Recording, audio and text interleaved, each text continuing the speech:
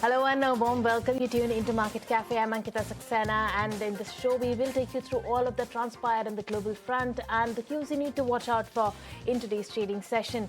Well, first up, let's take stock of how the Wall Street shaped up and what's happening on the geopolitical front, because fresh tensions have escalated. Now remember, yesterday markets saw the wrath of the escalating tensions. In fact, the last 15 hours were the biggest pain that we have seen, a sharp fall that came in the market. In fact, India VIX had spiked 30%, just in the last 15 minutes of the market. And this is on account of the escalating tensions. Now, Trump is saying that he may no longer be interested in striking a deal with Iran, and he will bomb Iran, if the tensions escalate. And of course, this is on account of the fact that Iran had struck commercial shipping in the Strait of Hormuz. So even that is on a really flailing footing right now. But as far as the markets are concerned, we had a mixed day of trade coming in on Wall Street. We had Dow Jones Industrial Average that was trading with cuts of almost 576 points, 1% down tick coming in. S&P 500 also trading down 0.2%, and Nasdaq was the only one that was bucking the trend, though very marginally it was trading with gains of 51 odd points. So hardly any moves that came in on Nasdaq as well. Now remember, Nasdaq has been seeing that drawdown because of the sectoral rotation and the money flowing out of the AI, the overheated AI names, the semiconductor plays, and so on. But also we had Nvidia that did see some bit of an advance coming in, 0.2% uptick coming in, and that really helped the Nasdaq inch up in yesterday's trading session. We also had the a treasury yield that climbed up yesterday. If we look at the 10-year treasury yield, that climbed to 4.57% on the back of oil prices jumping up that have stoked the inflation fears yet again. And of course, the Fed minutes also gave a very hawkish view of the interest rate hikes. And on account of that also, the markets saw that cut coming in. In fact, this bond yield spike has also had an implication as far as the markets are concerned. And if you look at the oil prices, Brent is now above the $75 per barrel. In fact, it's sitting at $78.70, and 0.8% uptick coming in. WTI also trading with gains of 0.8%. $74 is where WTI is sitting at. And we do see Brent crude inching up there. And we have Asian markets also now. That is trading mixed right now, actually. If you look at Nikkei, that is seeing some very good gains today. In fact, Nikkei is trading with gains of almost 2% today. A rebound that we see coming in. Now we have Hang Seng that is trading with cuts of 0.2%. Shanghai that's up 1%. Very flat moves actually on Shanghai. And S&P ASX 200 is trading with cuts of 0.6%. And implied start on Nifty also is showing a decent start of 50 odd points. An uptick of 50 odd points. So a decent start is probably what we can expect, but really it is how the rest of the day how that pans out is something that we will be watching out for.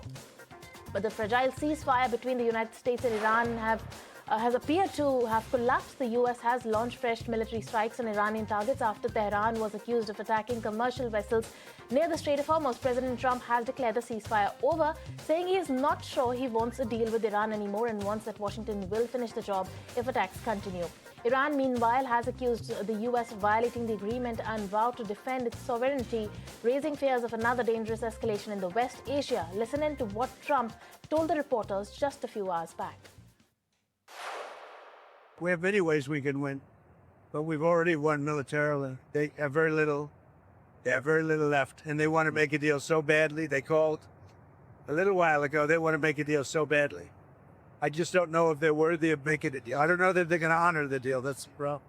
If they want to make a deal, why do you think they attacked commercial vessels? Because it's sort of crazy, to be honest with you. It's sort of crazy. They're a little bit out of control, but they want to make a deal. Badly. And speaking after the military action, Vice President J.D. Vance said that the message to Tehran was simple: keep the Strait of Hormuz open and stop attacking commercial ships. Vance said that understanding between the two sides was that U.S. would lift all the naval blockade if Iran halted attacks on the shipping.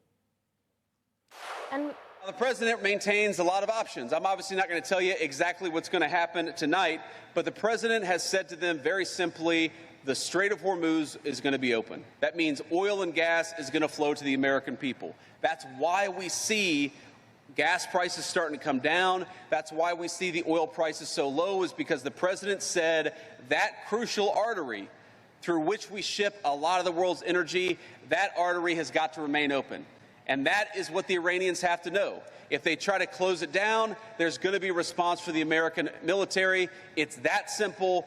That's the deal. They can either follow it or they can have exactly what happened to them last night. It's just going to keep on happening until they open up that lane and stop shooting at ships. It's simple. And we also spoke with experts about what this re-escalation means for the energy markets. Listen into what they had to say. 40 or 50 years that the U.S. has been unable to solve the conundrum in Iran, this conflict has crystallized perhaps why, right? Iran has a lot of levers and bargaining chips and just leverage generally to use, and it is not shy of using that. So I think that is, a challenge for the U.S. It's a challenge for the world. It's a challenge, as has been said, for the commodity market, financial markets generally. I think where are we going from here? I think it's hard to tell, but I suppose, the president, despite his inimitable style, is going to be somewhat constrained because he doesn't want the price of oil to go through the roof, the price of gasoline in the United States during the summer driving season, ahead of the midterms, right? So I think I expect we'll see more of this posturing, as it's been called, more of this conflictual behavior, but it probably won't be allowed to get out of hand because the constraints the midterms impose. There is a discount available on some of the floating oil, which is currently available. So oil companies may like to tie that up on the spot basis. I don't think there is a possibility of reduction in price at all of petrol or diesel in the current market, not only because there is a sudden spike in the crude price again, but otherwise also I was mentioning, even day before yesterday also I mentioned, that this is a delicate situation and these are fragile truths. So it will go ups and downs and the oil prices will move. The second part is they already have a lot of under recoveries. The government also has got reduced the excise duty. So it will be a while, even if the prices remain low, to reduce the prices of the pump. So I would assume that the prices will remain as it is without an increase or a reduction if the crude prices remains below 85.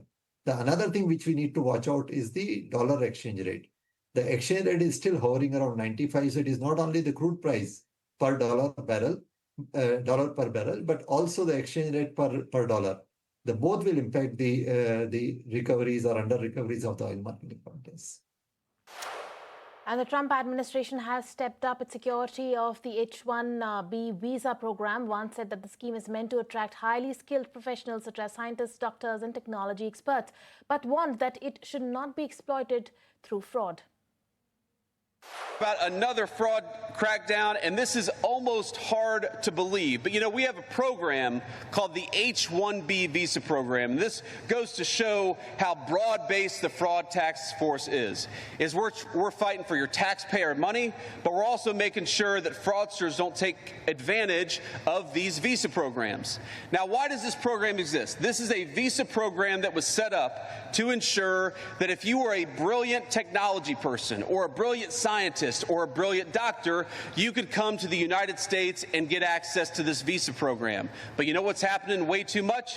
Is that big corporations and fraudsters overseas are using this program to undercut the wages of American workers. So you know what we're doing in the Trump administration? We're saying no more. If you were trying to take advantage of that visa program, you are not allowed in to the United States of America. And the minutes of the U.S. Federal Reserve's June policy meeting reveals a growing divide among policymakers on the path for interest rates. While the Fed unanimously kept the rates unchanged, a few officials argue that a rate hike could have been justified amid the persistent inflation risks. At the same time, several policymakers said the rates could move lower later this year if inflation eases. The minutes suggest that the Fed remains data-dependent, with inflation still the dominant concern despite signs of a more resilient labor market. And South Korean memory chip maker SK Hynix is headed for a blockbuster Nasdaq debut with its nearly $28 billion US share sale attracting demand more than 7 times the share on offer. The company is raising capital to expand production of high-bandwidth memory chips, a key component powering artificial intelligence applications. The strong response from the global investors could make this one of the largest U.S. listings by a foreign company in the recent years. Britain's Arthur Ferry has continued his dream Wimbledon run, reaching the semi-finals with a straight-set win over Italy's Flavio Cobolli.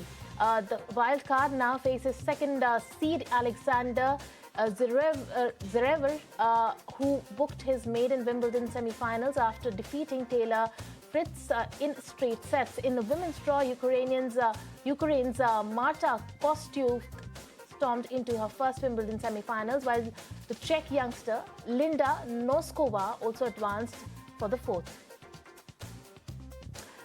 Amid the renewed concerns over escalation in West Asia conflict, International Monetary Fund has cut India's GDP growth forecast for FY27 by 10 bips to 6.4%, though the IMF maintains that India continues to remain amongst the fastest growing major economies.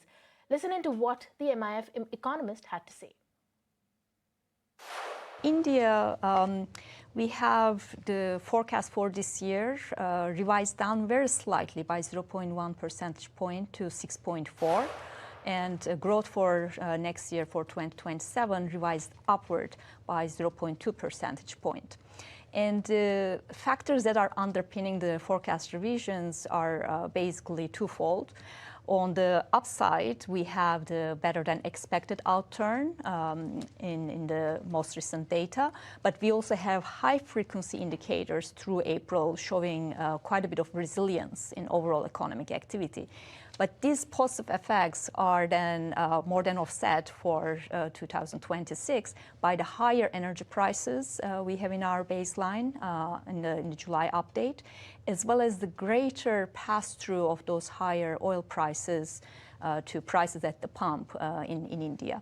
And moving into 2027, we are expecting a strengthening with the energy shock dissipating and medium-term growth being estimated at around 6.5%, and output growth closing, we expect some pickup there.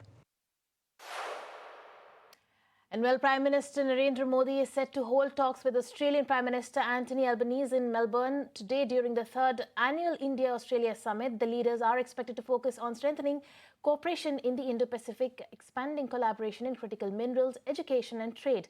While reviewing progress under the Comprehensive Strategic Partnership, the visit also underlines growing coordination between the two Quad partners, with PM Modi scheduled to meet members of the Indian diaspora and Australian Governor-General Sam Mostyn in a special diplomatic engagement. And former PM of Australia, Scott Morrison, has highlighted how India-Australia strategic relations can boost cooperation in the Indo-Pacific region. Times Network's Zaka Jacob is an exclusive conversation with Scott Morrison is joining. Here's an excerpt of that conversation. Well, first I'd say that I'm a big fan of putting the Indo back in the Indo-Pacific and its priority in the Indo-Pacific dialogue. I mean, I'm a keen believer in the Indo-Pacific concept, and as well as a free and open Indo-Pacific, which Shinzo Abe championed, which was, I think, a motivating theme for all of us, Narendra Modi and I, when we first formed the Leaders' Dialogue with President Biden and Prime Minister Suga.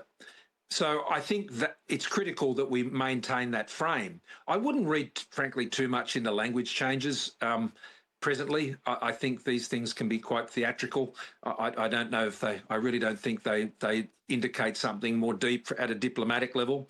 Yeah, I think it is frustrating that there hasn't been able to be a leaders meeting. The last foreign ministers meeting in New Delhi, I thought was very constructive. Particularly on issues around maritime security. I thought that was its most important outcome. I think a lot of the other things they were talking around critical minerals, etc., was a restatement of work that I think that was already happening anyway. But it would be good for the leaders to meet.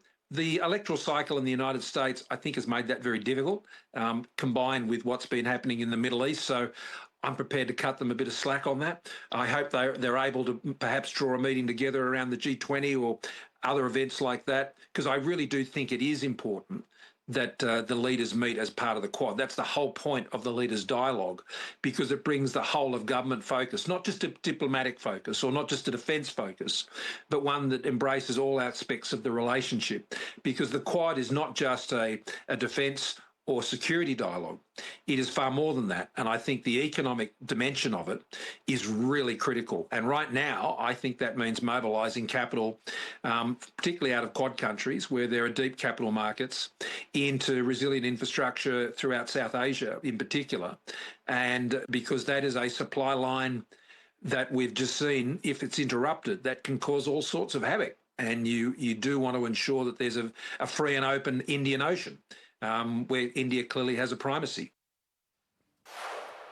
Well, the southwest monsoon is set to cover the entire country within the next 2 days, according to the India Meteorological Department. The Weather Office has issued a yellow alert for Mumbai, Thane and Palghar, with heavy rainfall expected to continue across parts of Maharashtra.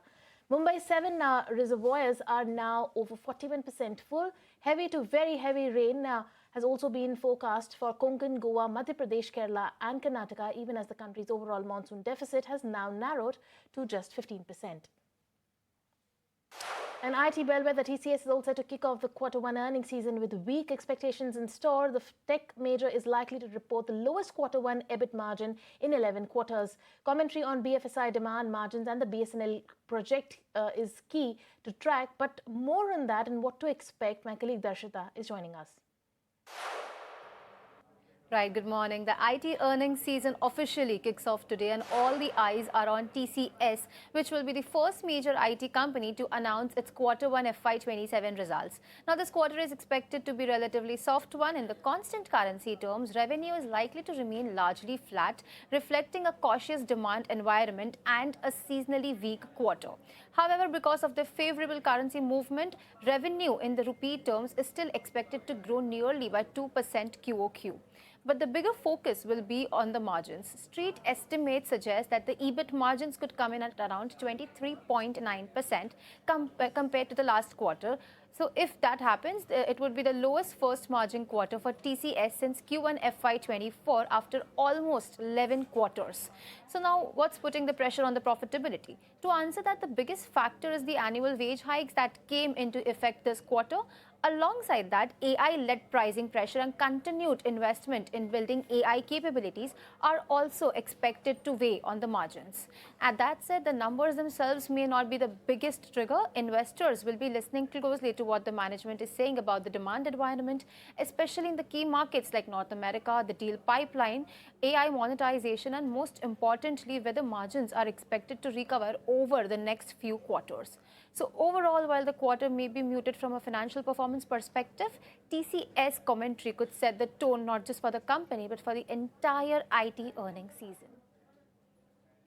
All right, thank you so much for that, Darshita. Today at 4:30, that is what we are expecting. TCS, IT bellwether, the results will come out, and of course the earnings con call at 4:30 today. Do tune into ET Now for the lowdown and the fine print of the numbers and how is that likely to impact the IT sector that has been already been on the back foot on account of AI, and therefore the TCS results are going to set the tone for the rest of the IT pack today. So watch out for that, and we will be watching out for TCS before the earnings as well, and how the stock is moving in trade, because we are expecting rather somber set coming in from TCS. But let's move on to HFCL, that is in focus as it unveils the OptiQ AI as a dedicated brand to boost the framework for AI providers and hyperscalers. My colleague Darshita joins in with the details of this as well. Right, HFCL has launched OptiQ AI, a new brand that unveils the entire optical connectivity portfolio under a single identity, targeting AI, cloud and hyperscaler data center customers.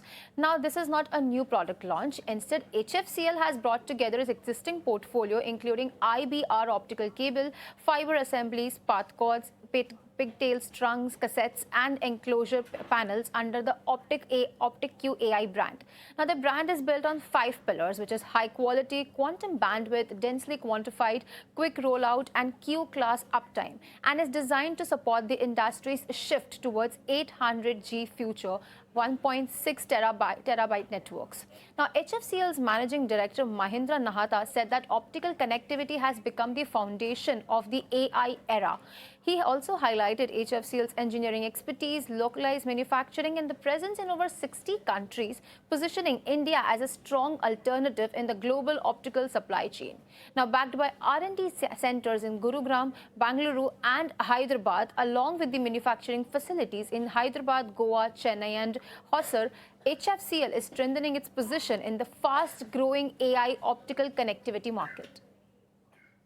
All right, Darshita, thank you so much for joining us with that. But let's talk about the optical fiber manufacturer HFCL that finds itself right in the middle of an ambitious expansion plan at its Hyderabad unit. The company has nearly tripled its optical fiber manufacturing capacity from 14 million fiber kilometers in FY23 to 40 million fiber kilometers by FY26. The company's managing director Mahendra Nahata also told ET Now, despite the influx of AI-powered data centers in India, the market share still has a long way to go before it catches up with the data center hyperscalers in North America. Here's a slice of that conversation.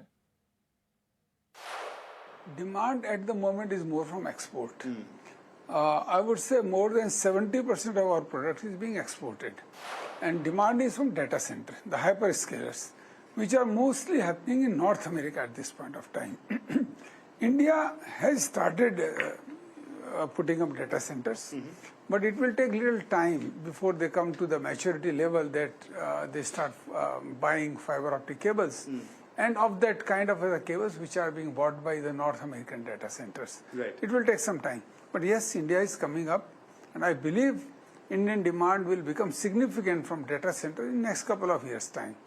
Demand from telcos in India is a bit subdued at this point of time. Right. One reason being that fiber optic cable prices have gone quite high. So telcos are suddenly find it shocking kind of a thing to pay those kind of prices. But demand is also there from BharatNet, where we are also supplying cable. And 30% of our supply is going into India, 70% is export.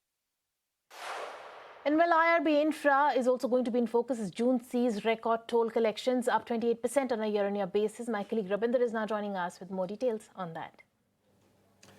Well, as IRB Infra reported June 26 total revenue of rupees 808 crore, registering a 28% strong year-on-year growth compared to 631 crore last year. However, the collections were down 4% on a monthly basis from the record 843 crore, which was reported on in May 2026. And despite the sequential dip, the company highlighted that the June marks another month of healthy performance, which was supported by strong tariff growth and periodic toll tariff revisions. And among the subsidiary, IRB MP Expressway reported toll collection of 167 crore, which is up from 148 crore on a year-on-year basis, while IRB Ahmedabad Vadodara Super Express tollway recorded 76 crore compared to 63 crore in June 2025.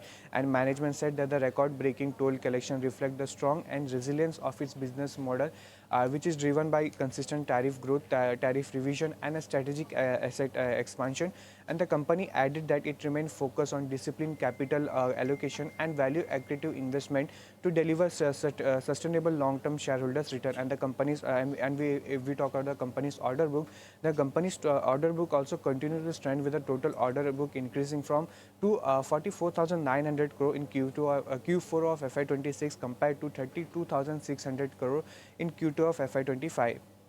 And the growth was largely led by the O&M segment, while the EPC order book has also remained stable. And now looking ahead, management expect that 10% total growth in FY27 with gross toll revenue likely to cross the 5-digit crore mark. And it also expect the combined toll business of IRB and its private InvITs to deliver a 20% cash flow growth and 25% CAGR in profit. And additionally, the company expect construction and OM revenue to exceed 3,000 crore in FY27, indicating confidence in the sustainable business momentum. So back of this June 2026 toll business update, IRB Infra can be in focus.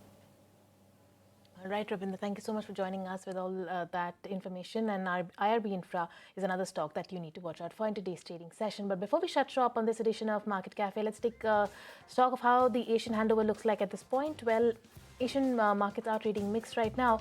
Kospi, remember, fell into the bear market the day before yesterday, and since then it has seen some buying spurt. At this point, also, it is seeing trading up 0.4%. Hang Seng is also up 0.4%. Shanghai is absolutely flat, though in the green. It is trading with gains of just 3 odd points. S&P ASX 200 is trading with cuts of more than 0.5%.